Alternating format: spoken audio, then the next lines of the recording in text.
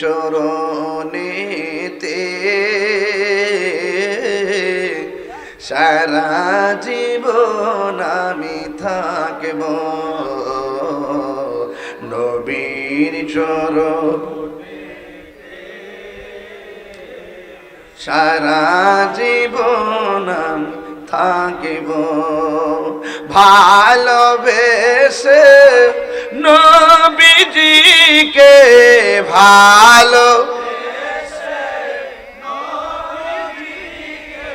হৃদয় মাঝে ধরে রাখব, নবীন চরণেতে সারা জীবন আমি থাকব। এই নবী দেখতেছিনি আমাদেরকে? আরে নবী দেখতেছিনি? আমরা মুখে মুখে ওয়াদা করি নবীর চরণে সারা জীবন থাকব। কতক্ষণ? নবীর চরণেতে সারা জীবন আমি, সবাই ভালোবেসে ভালো হৃদয় মাঝে ধরে রাখব, নবীর চরণেতে সারা জীবন আমি থাকিব, এই কান্দনে কবে জানি হবে সমাধি, কেঁদে কেঁদে চোখের জলে হয়ে যায় নদী, এই কান্দনে কবে জানি হবে সমাধি, কেঁদে কেঁদে চোখের জলে হয়ে যায় নদী, তোমার পাগল বলে লোকে মন্দ বলে, তোমার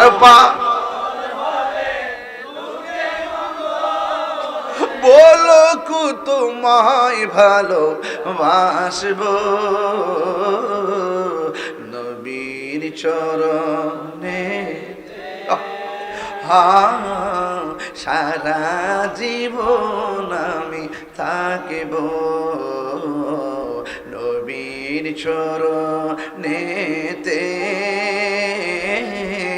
সারা জীবন আমি থাকি। বিদায় বেলা ভালোবেসে নবীজিকে ভালো হৃদয় মাঝে ধরে রাখব, নবীর চরণেতে সারা জীবন আমি থাকিব। তিনবার করি ইয়া রাসূলুল্লাহ, বলেন লাব্বাইক ইয়া রাসূলুল্লাহ, লাব্বাইক ইয়া রাসূলুল্লাহ, লাব্বাইক ইয়া রাসূলুল্লাহ। রাসূল দেখে কি দেখে না? মুনাফিককে চিনে কি চিনে না? মুমিনকে চিনে কি চিনে না? আজকে আমাকে বিষয় দিয়েছেন মুমিন আর মুনাফিকের স্বরূপ উন্মোচন করার জন্য। মুনাফিক ইদানিং 1.5 বছরে বহুত বাংলাদেশে ডেলিভারি হয়েছে। সারা জীবন ছিল কিছু কিছু মানুষের লুঙ্গির তলে, লুঙ্গির তলে থেকে থেকে চা বিস্কিট খেয়েছে, সুযোগ পায় আবার সেই চা বিস্কিট ওয়ালার মুখে আবার যারা চা বিস্কিট খাওয়াইছে তাদের মুখে আবার বিষ ঢেলে দিছে। মুনাফিক সমাজ ভরে গেছে। যখন দেখছি ওই মুনাফিকরা মন্দির পিছনে রাখিয়া সামনে দাঁড়ায় রোজ আর পূজায় কতই, এটা এরা কি মোমেন না মুনাফিক? আবার আরেক মৌলবী কইতাছে যে হিন্দুদেরকে মুশরিক কোন যাইতো না।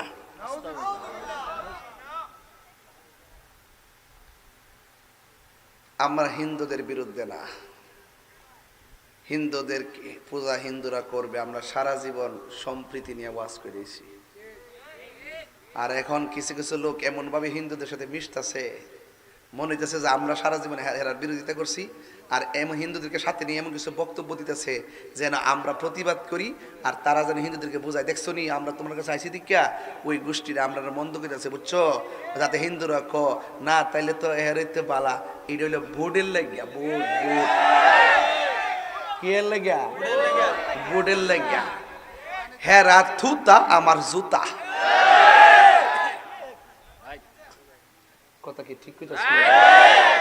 হেরার থুতা আমরা, যাক আমরা দিলাম না আমার জুতা, বল আমি মুড়ি, কথা কোন ঠিক না বে ঠিক? এই জন্য বললাম যে বিষয়টা দিচ্ছেন খুব সমসাময়িক। 1.5 বছরের ভিতরে যেই মুনাফিক আমরা বাংলাদেশে আমদানি হয়েছে, এরা কথা শুনলে মনে হইব আপনার সাথে কইব ভাই জীবনে বহুত বাগাবাগি হয়েছে, এবার একটু মিল্লা ইসলামটা দেখেন না, ইসলামটা হের বাপদাদা লিজ আনছে। আমরা ইসলাম মানছিলাম না, ইসলাম বুঝছিলাম না, আমরা ইসলাম বুঝি না, মন হইছে এরাই একমত ইসলামের ঠিকাদার লয়ে আইছে, কথা কোন ঠিক না বেটি? যদি এরা ইসলামটা বুঝতো তাইলে এই দেশে 75% তরিকাপন্থীদেরকে সাথে লইয়া রাষ্ট্রযন্ত্রের সাথে সংলাপ লইলে কেমনে এই দেশের ভিতরে ইসলামের অনুশাসন কায়েম করা যায়, যখন তারা 75 মুসলমানদেরকে 75 তরিকাপন্থীদেরকে মাইনাস করে যখন তারা মুখে ইসলামের বুলি দেয়, তার মানে বোঝা গেল এরা এই দেশে আউলিয়া কেরামের ইসলামকে তারা লালন করে না, তারা ওই ইবনু আব্দুল ওয়াহাব নেজদির এজেন্ডা বাস্তবায়ন করতে চাই বলেই আসার সাথে সাথেই 90টা মাজার ভাঙছে।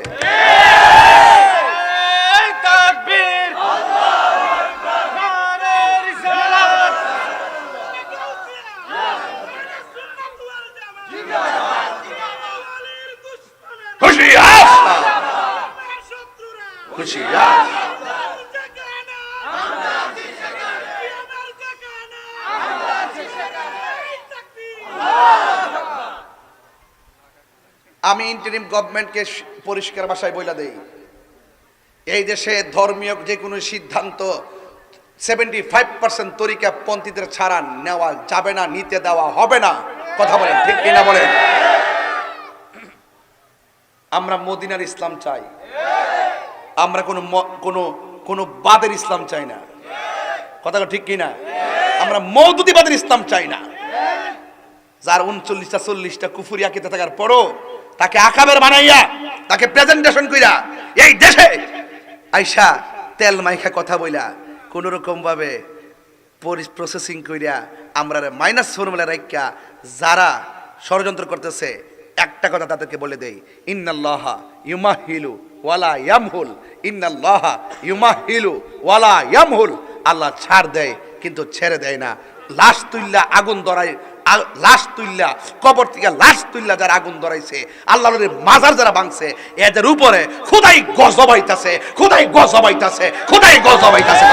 হাত তুইলা বলো ঠিক কিনা বলো, হাত তুইলা বলো ঠিক কিনা বলো।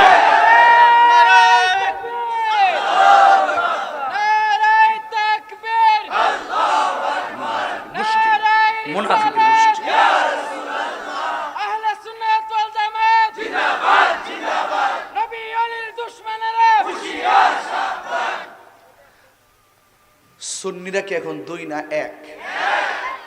সারা বাংলাদেশের পীর মার্শাল একটা 2 না 1? আগে কি 1 ছিল? সুন্নিদের কাজ যার জায়গা থেকে করছে কিন্তু কয়েকটা ভাগে বিভক্ত ছিল। এখন কি আমরা 2 না 1? তো মাধবপুর সোনারগঞ্জবাসী যদি নিয়ত কইরালা, সুন্নিরা যদি কম্বর গামছাটা বাইন্দালা যে এবার আমরা কলা গাছ ছেড়ে সংসদে ফাড়ামো, সম্ভব নেই, সম্ভব নেই। এবার আমরা টুস বিস্কিট, চা, রং চা, ফিডোমর, তেল কোনো কিছু আমরা মানি না। শুধু এতটুকু বুঝি যে আমলে আইসা চোখে দেখছি 14 দিন পরে কবর থেকে তুইলা লাশের গায়ে আগুন ধরে ফুইরালা, আর যে আমলে দেখছি এই দেশে যারা ইসলাম আছে তাদের মাজারগুলা পুইরা ফেলাইছে, ভাঙ্গে ফেলাইছে, তার মানে বুঝতে হবে আইবার আগেই অবস্থা, আইলে জানে কি অবস্থা, এদেরকে আসার সুযোগ দেওয়া যাবে না। সুন্নিরা এবার এককভাবেই তারা ইমানি লড়াই করবে। কথা বলেন ঠিক কিনা বলেন? যেই দিকে যাবে একদিকে যাবে, যার সাথে যাবে একসাথে যাবে। কেন্দ্রীয় দিক নির্দেশনা যা আসবে আমরা তার আলোকে ইনশাআল্লাহ মাতব্বর চূড়াগড়ের মাটি সুন্নিয়তের ঘাঁটি আমরা প্রমাণ করে দিব ইনশাআল্লাহ।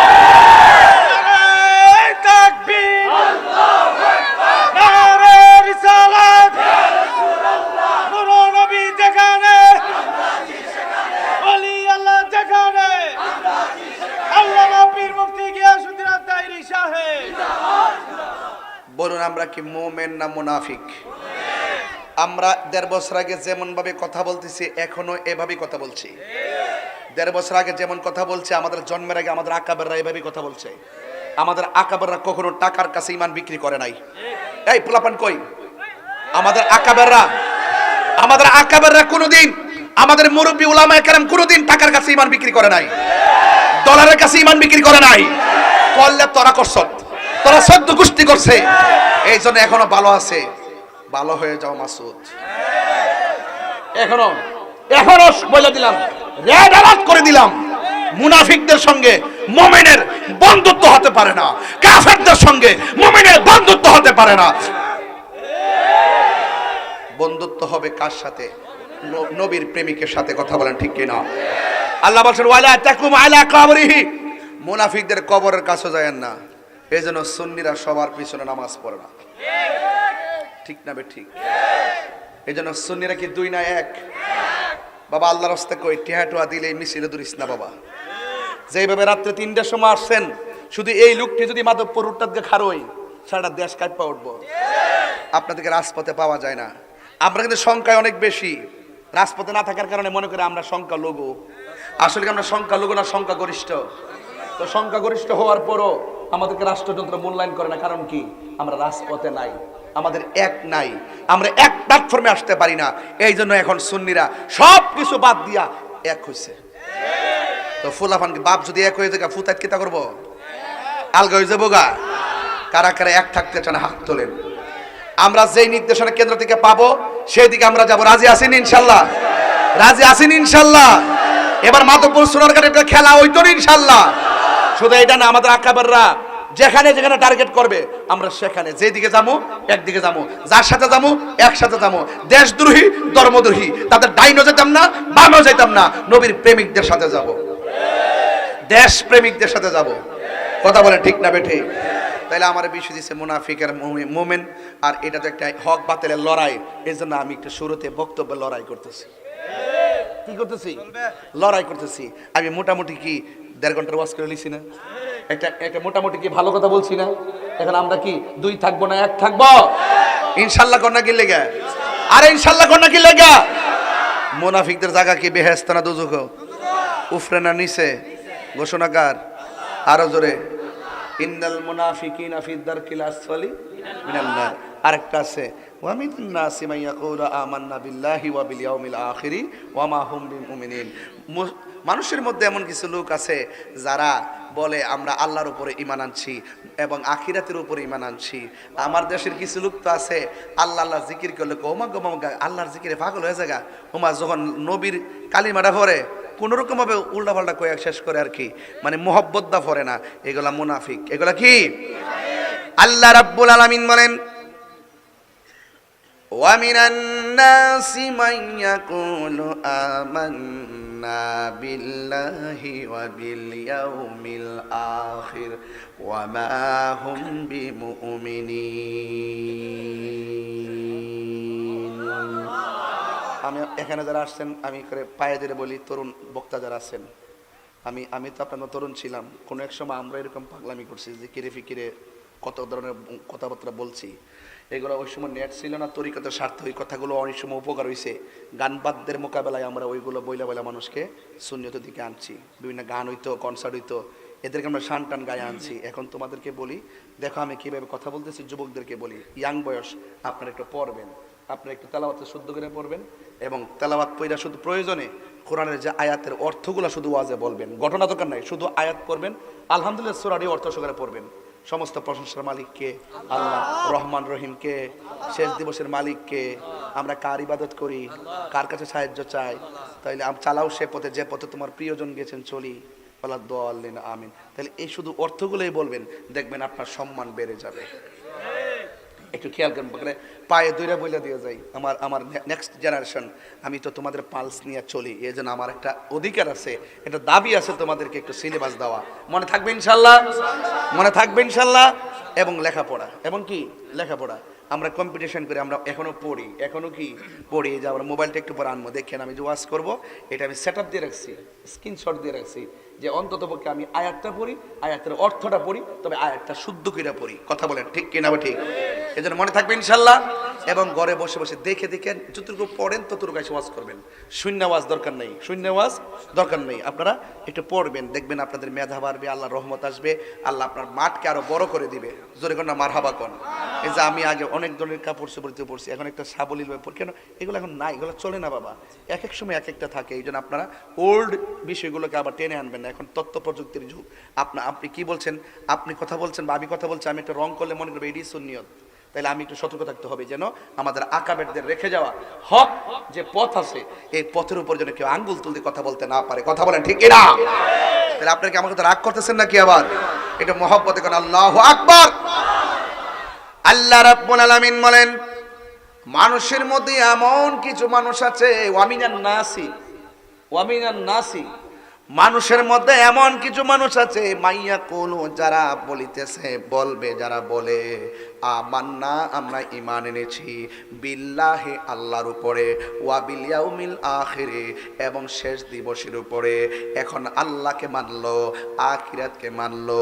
আমরা তো জানি আমানতু বিল্লাহ, আমরা বিশ্বাস করেছি আল্লাহর উপরে, ওয়া আমানতু বিল্লাহি ওয়া মালাইকাতিহি, এবং ফেরেশতাদের উপরে, রাসূলদের উপরে, নবীদের উপরে, আখিরাতের উপরে, ফেরেশতাদের উপরে, আসমানি কিতাব সময়ের উপরে, সব মানলো। এখানে দুইটা জিনিস মেনে গেছে। মানুষের মধ্যে এমন কিছু মানুষ আছে যারা বলে আমরা ঈমান এনেছি আল্লাহর উপরে, ওয়া বিল ইয়াউমিল আখিরি, এবং শেষ দিবসের উপরে আমরা ঈমান আনলাম। আল্লাহকে, ও বন্ধু, যারা আপনার সামনে এসে আমার স্লোগান দিতেছে, আপনি দেখতেছেন তাদের মুখের মধ্যে আমি আল্লাহর নাম, কিন্তু তাদের অন্তরের ভিতরে আপনি নবীর বিরোধিতা রয়েছে। এই জন্য আমি আল্লাহকে মানার নাম মুমিন নয়, আপনি নবীকে মানার নামই হলো মুমিন। কথা বলেন ঠিক কিনা? এই জন্য আল্লাহ বলে, ওয়া মা হুম বিমুমিনিন।